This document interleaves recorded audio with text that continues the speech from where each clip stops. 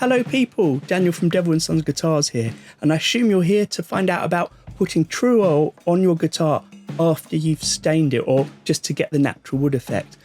You may be here because you've seen the previous video on staining a Telecaster guitar. This guitar, in fact, that I've got here from Guitar Kit Fabric. Thanks to them for supplying it, and the stains, and the Tru Oil, which is part of their staining kit. Links to all of that in my video description.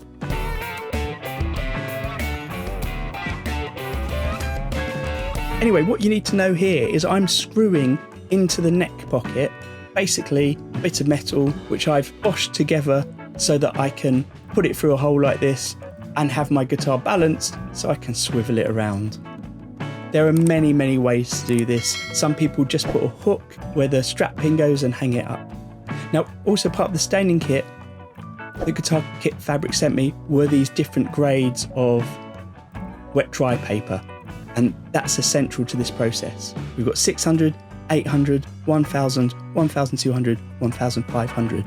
And I'm going to use each one of those. I'll show you how we use them in a moment. But first of all, you'll see that I'm going to make a small hole in the metal foil on the top of the Tru Oil bottle. And I'm just going to pour a small amount out at a time to use. And that's because many people find if they leave their Tru Oil open or they don't seal it up well enough, it starts to sort of thicken up and go a bit gloopy over time. Now, what's great about a bottle like this is it's just the right amount for me to do the body and the neck of this guitar. In fact, I did the body for this twice. I'll talk about that later. So there's not going to be much sitting around till my next project with the risk of it going off or thickening. Now, essentially, I'm just lightly rubbing the oil over the surface of the guitar with a nice clean rag.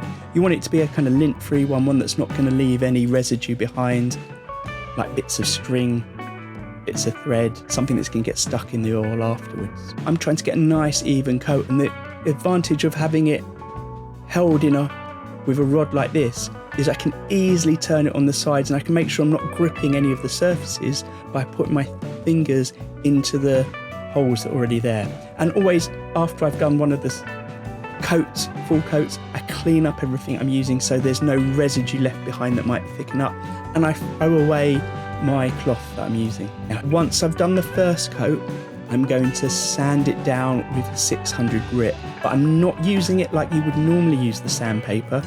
I'm using it really, really lightly, just to lightly scuff the surface, going in the direction of the grain, trying to smooth everything flat. I don't want to remove too much of the oil. I don't want to go into the wood at all. Then I'm using a hoover just to get all the dust away. Great, now I've got some sped up videos here. Essentially what I'm doing is putting coat on, leaving it 24 hours, sanding the surface with a 600. Putting the coat on, leaving it 24 hours, sanding it with 800. Putting the coat on, sanding it, etc, until I've gone through all the grades of paper. Now what I was going to show you was the finished oiled body, but stupidly I forgot to film that before I went back to relic the body, which is what I wanted to do long term with this guitar, but I decided initially that wouldn't be something I show in this video because you would relic it before you put the oil on. So anyway, I'm now relicking it, which means I've got to sand back through the oil. And as I said, this small bottle of Tru Oil was enough to do this body twice, because I'm now going to go over it all again with exactly the same process as you just saw, through all the grits of sandpaper to oil it up. And don't worry, I haven't forgotten to film it when it's finished. I just didn't want to suddenly jump and you think, what's that oil done to the surface? It's sort of worn away some of the stain, because of course it hasn't done that. Now, if you've seen my previous videos, you'll know that the top surface, the blue surface of this, has had grain filler put in, so it's nice and smooth. And the sides and the back have not had grain filler. So what the oil does is it really accentuates that grain. One last thing I did on the back surface and the sides is I used some really fine wire wool to go over the surface and then wiped it all down. I used a bit of a guitar cleaner from Nitolac to clean that up.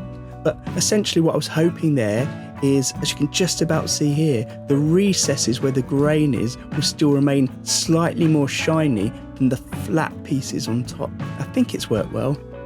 Let me know in the comments what you think of this.